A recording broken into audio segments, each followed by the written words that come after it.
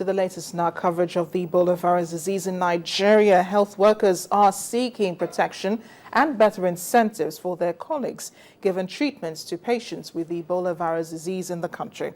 According to the president of the Health Workers Union, Mr. Ayuba Wabba, healthcare providers have been worse affected by the outbreak of the virus in West Africa. The union calls for the recruitment of more health workers and better legislature that will guarantee their welfare, the welfare for these caregivers who are at the front line of the Ebola scourge.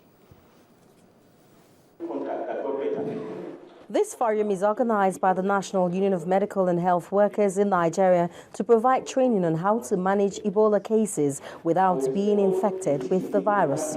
Conveners say medical health workers are mostly at risk of contracting the virus. Statistics reveal that since the recent outbreak, over 240 health workers have contracted the virus in West Africa. In Nigeria, out of the 6 deaths recorded, 3 were healthcare workers.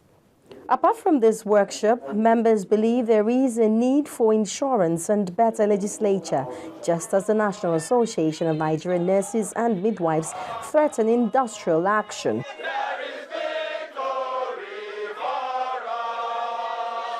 Because of discrimination and poor welfare. There should be sufficient, incentives, to make people take the, go out there and take the risk, to actually provide the services. We think that government should provide, really robust insurance. We call on, therefore, the Senate to do everything possible, having taken on board the concern of all relevant health professionals, to make sure that this bill sees the light of the day and is passed into law before the end of September. They know that in collective bargaining, the best thing to do is to prevent industrial crisis.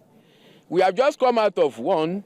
We are not praying for any, and that is why we are optimistic. But in the event that this our optimism is shattered, if painfully we cannot resolve to what we are looking for, the National Executive Council of the Association will meet and decide the appropriate action to be taken.